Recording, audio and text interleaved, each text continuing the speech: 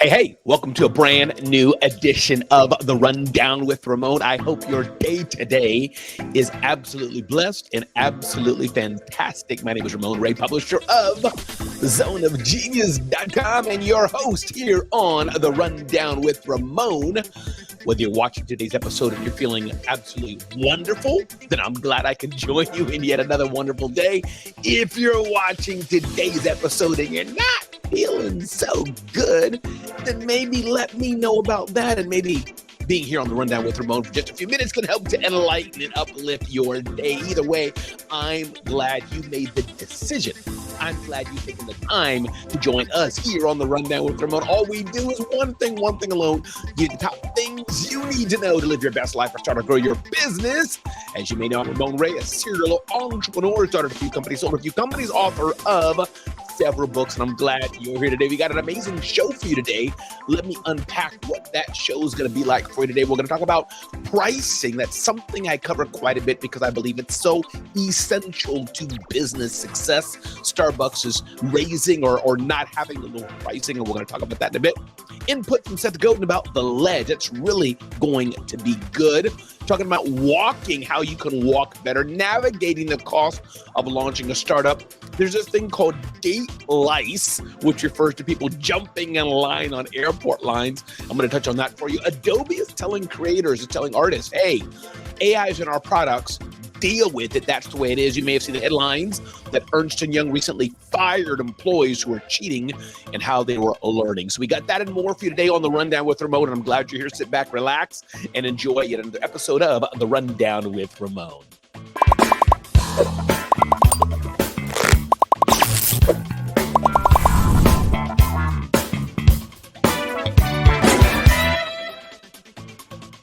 All right. Let's go. And also going to cover, if I didn't say it already, do we need another stock exchange? We got some insights from an interview I did with the founders of the Dream Exchange coming up as well. So let's get with it today and talk about The Rundown with Ramon. Ding, ding, ding, ding, ding, ding, ding, ding, ding. Starbucks scales back discounts.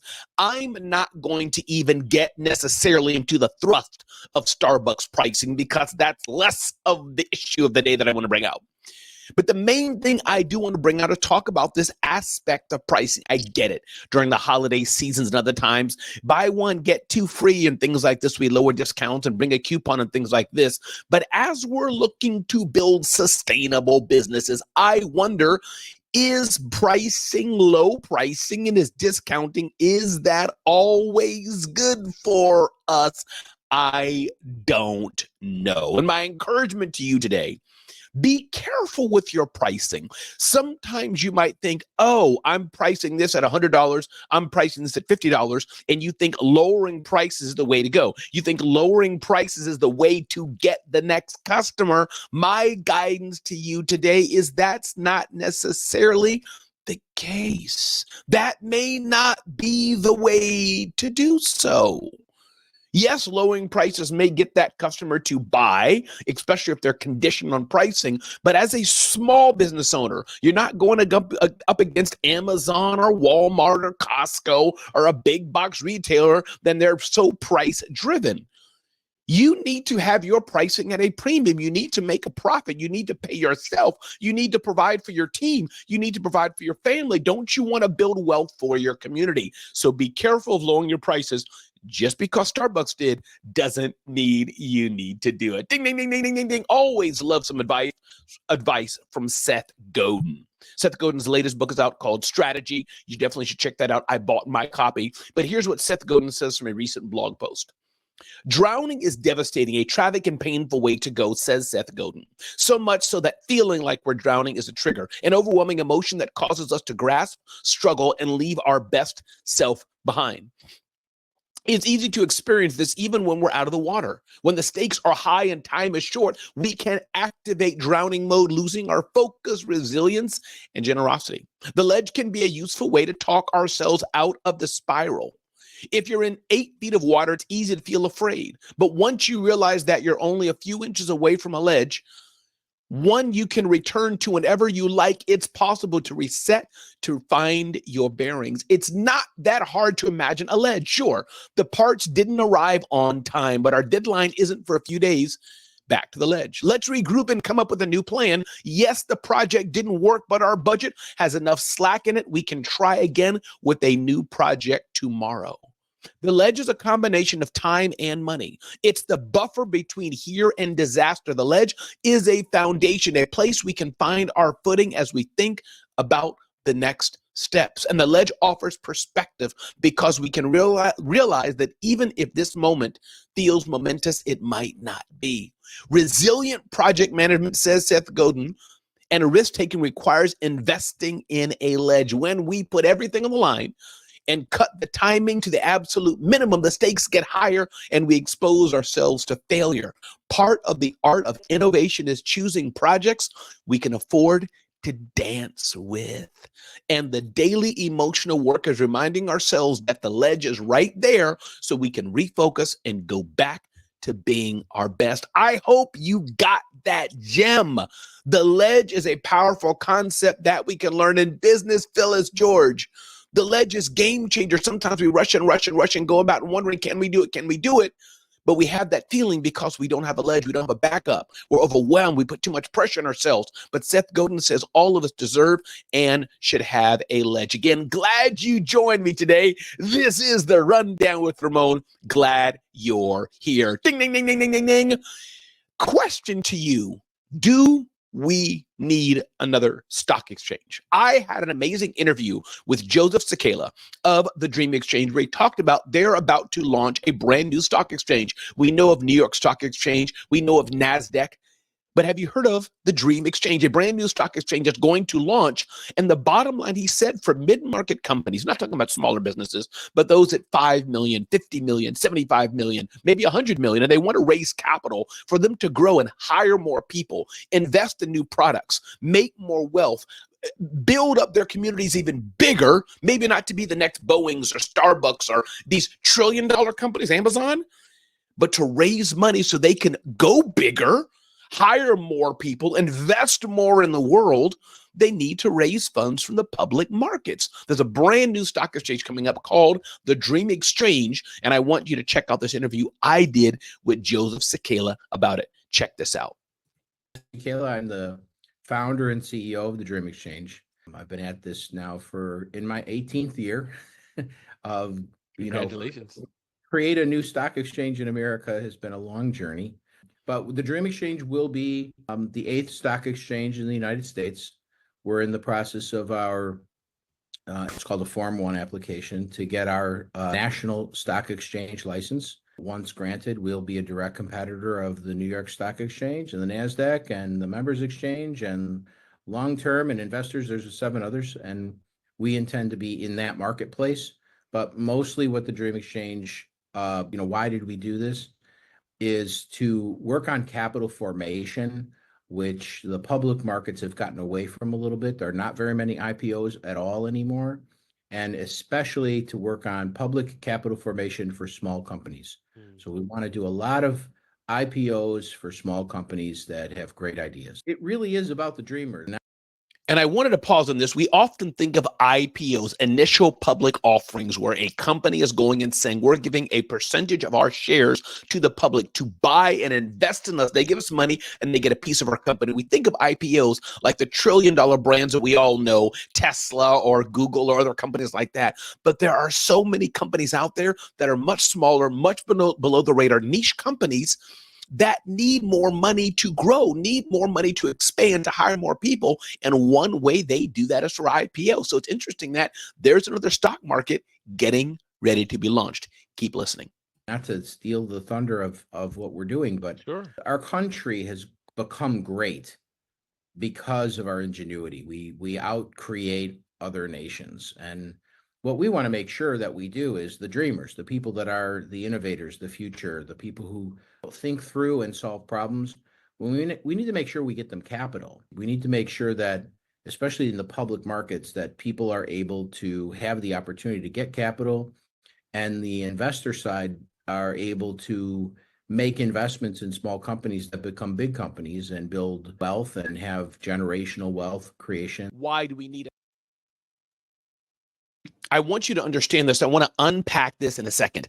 This aspect is important. Yes, many of us understand the aspect of bootstrapping, building your business, using your credit cards, using your mama's money, using your savings, using your 401k, and there's parts for that. But after your company grows and you're a $10 million company, you're a $20 million company, and you want to hire 200 employees, you want to hire 50 employees, you want to hire 500 employees, you want to hire more people in your community, you want to hire more people across wherever you are, you want to invest in getting more buildings so you can, again, make that money spin around, you need more money. You can't raise that money from Uncle Hoo-Hoo. You got to get more money, and oftentimes going to the public markets to do that. And that's what I liked about what the Dream Exchange is building out here. So keep checking and listen to this. I try not to cut in too much, but it's exciting for me. A stock exchange at all, and then why the Dream Exchange? Well, you're right. When a company starts out, usually it's on the entrepreneur's dime.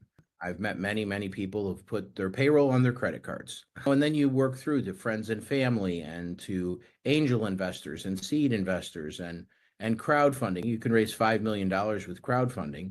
And then, there's the world of venture capital and private equity, and they invest many millions of dollars. But there's some attendant problems, which is the why the Dream Exchange. So the first problem that I think a stock exchange addresses is it's a larger amount of money. For more stable companies. So above 5 million. In fact, we've kind of invented is a market niche between 5 and about 75 to $100 million. So those are really good companies. Those are companies that could use amounts of money to expand. Where are you really going to get that? Well, there are very few places to go and land and get that capital. You have to usually have a bigger venture capital firm or a private equity firm, or you might have to sell the whole company to a competitor. So what the public markets, and we've gotten away from this over the last 50 years. Really, it's concentrated in the last 25 years, where a company could do an IPO.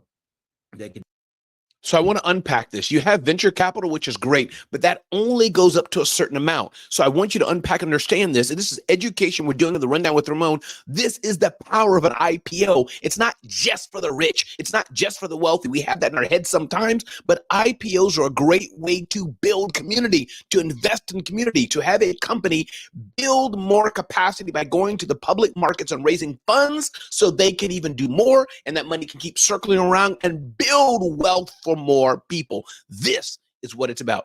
Keep listening again. Those of you who just joined, my name is Ramon Ray. This is the Rundown with Ramon, and I'm so glad you're here today doing an interview with Joseph Cecala, co-founder of the Dream Exchange. You can check the Dream Exchange out at dreamx.com, but keep listening to this amazing interview about a new stock exchange getting ready to be launched with the Dream Exchange. Check it out. Form capital with the general investing public of the nation. And we really want to bring that back. So it does all the favorable things that those healthy capital markets did. One is forming capital for the companies. And two is, you never hear this expression anymore. Would you like to get in early on an IPO? Because if you can invest in the company in its earlier stages, well, naturally, as the value of the company goes up, you're building wealth. Stock exchanges are the regulators and they're the facilitators of the trading. So when the market goes up or down, a stock exchange, fortunately or unfortunately, they make money either way. Okay. But here's the most important part. Stock exchange can function as a facilitator because it's trustworthy. There are thousands of them. There are literally thousands of companies that are eligible, that are making money. Did you get that? I wanted you to understand that. Those of you who are wondering, Ramon, why do we need a stock exchange? Part of it is for trust. To be a stock exchange, it takes so much paperwork, so much fiduciary background checking, and more. So a stock exchange is a great way because it provides equal trust in the market. This is the power of why a stock exchange is there. It's a whole nother ball game, but a stock exchange enables a company or companies on one side in the market here, companies that need the funding, to work with investors, institutional investors and others, to take a part of their company, raise a lot more money in the public markets from institutional investors, from individual investors, those who want to be in this marketplace and raise money. So the trust is the power of a stock exchange. keep listening. I hope you're enjoying this just as much as I am to learn something new, as many may not understand about an IPO, about stock exchange as well. Now you're on the cusp seeing about a new one called the Dream Exchange with Joseph Cecala, co-founder of the Dream Exchange. And again, you can just check what they're doing at dreamx.com. Let's keep listening. That are profitable, that have great ideas, that could use a sizable amount of capital in a public market, but they're not your typical venture capital investment. So a venture capitalist looks at an investment, and before they'll be willing to invest money, they need to see a minimum an increase in value of 10 times. Sometimes they have a bar of 20 or 30 times what their initial investment is. Well, that's not really how your typical public market works. Pretty much where things stand. So what we want to do is invite a lot of those companies that can be a 15, a 20% internal rate of return. That's not good enough for your typical venture capitalist. If they invest $1 today, 5 years from now, they want to have $100. So that leaves a whole segment of companies that are very good companies, very profitable, doing well, that are left out of the game of private capital raising. They're uninteresting to the private capital markets today. But they would be interesting to the public company investor, a new type of stock exchange marketplace that solves the problem, because there's nothing wrong with the national market system or a $1 billion IPO. That's fine. It's not a one-size-fits-all marketplace any longer. There are literally thousands of companies that are eligible, that are making money, that are profitable, that have great ideas, that could use a sizable amount of capital in a public market, but they're not your typical venture capital investment. So a venture capitalist looks at an investment, and before they'll be willing to invest money, they need to see a minimum an increase in value of 10 times. Sometimes they have a bar of 20 or 30 times what their initial investment is. Well, that's not really how your typical public market works. We now open the world of public company finance to the smaller company. It'll be no different. And this is what excites me. I lowered the volume a bit, but I just want to do an overlay on this. And as this conversation is going on, this is the power of it. The public markets, it's teaching us a new way to invest, a new way to build wealth by going to the public markets. Many of us don't know that. I didn't realize that. That's the power of what a stock exchange is. Let's keep listening to this powerful conversation. There are literally thousands of companies that are eligible, that are making money, that are profitable, that have great ideas, that could use a sizable amount of capital in a public market.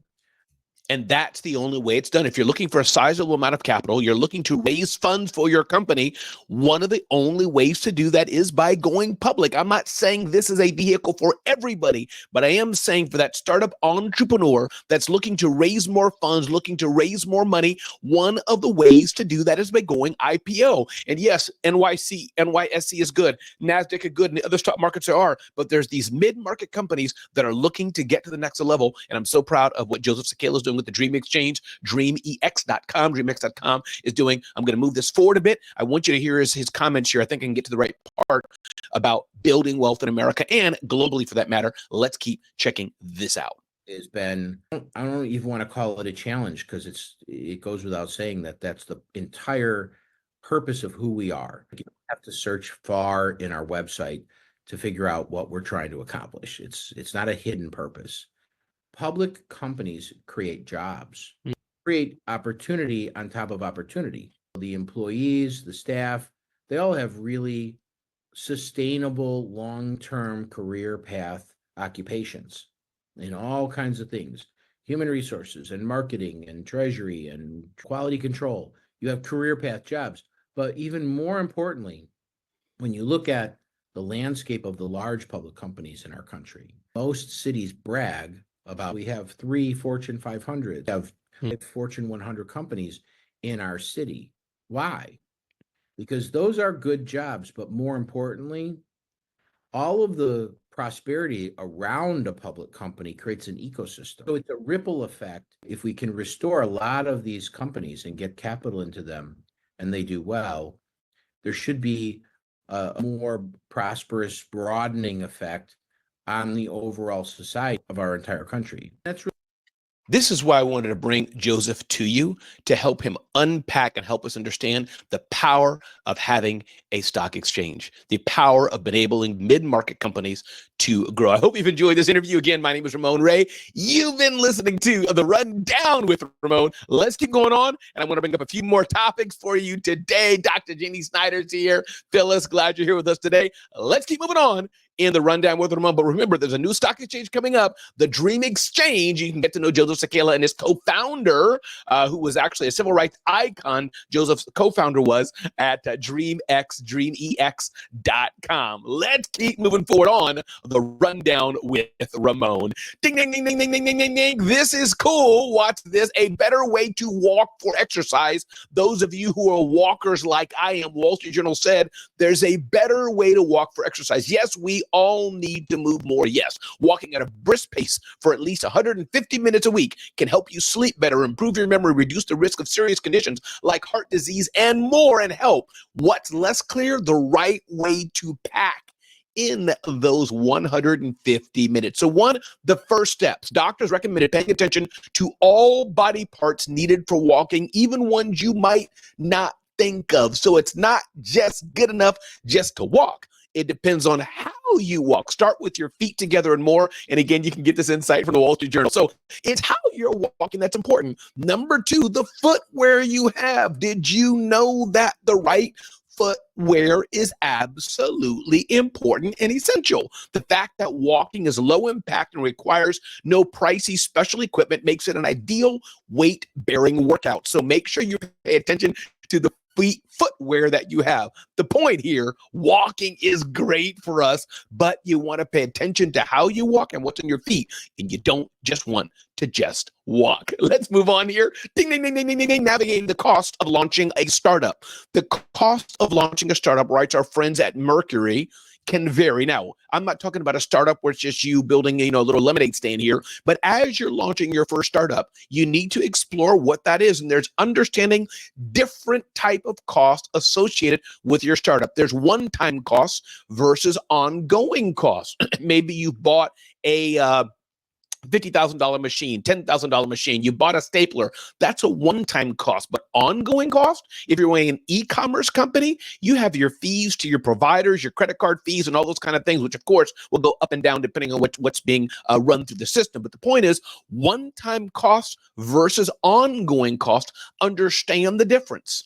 Fixed costs then versus variable costs. Your fixed costs are like your rent, your lease, things like that. Usually that's to stay relatively the same year to year, whatever. You can manage that more. But your variable cost, the more employees you hire, the more XYZ things, the more revenue, the more you make sales, the more your credit card fees may be. So understand your fixed costs versus your variable costs. Essential versus optional. Some costs you have to do, some costs you don't have to do. Then there's some common startup expenses. Again, this is our friends at Mercury.com. Incorporation costs, office spaces, payroll, websites, marketing, inventory, equipment, and more. There's the tax deductible sides of having your startup. Are they tax deductible? Are they not? These are things we need to understand as we're starting a business.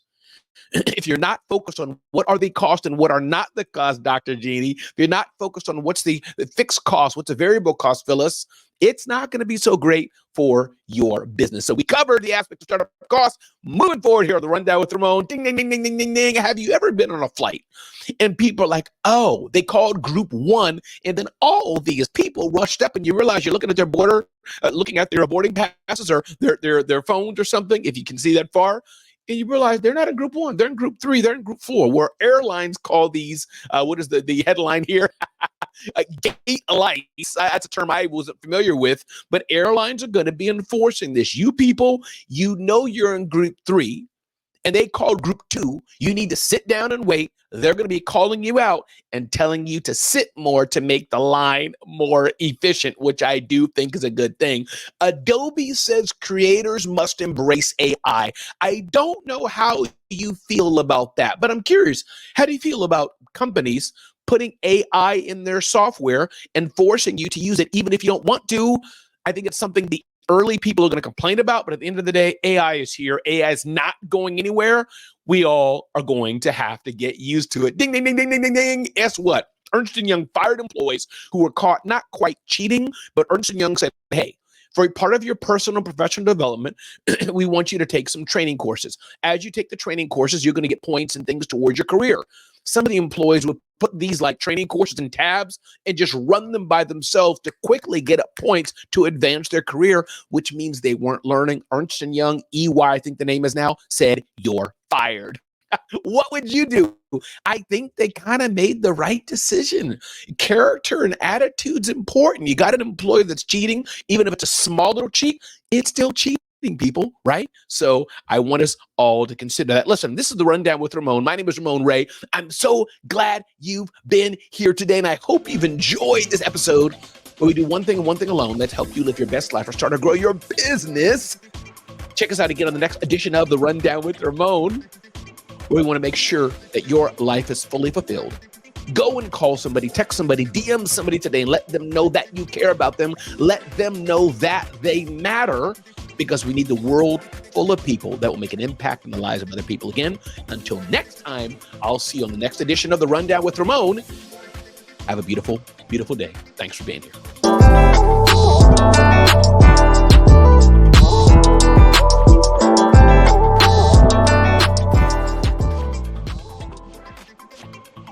And that's a wrap. Thanks so much for being here on the Rundown with Ramon.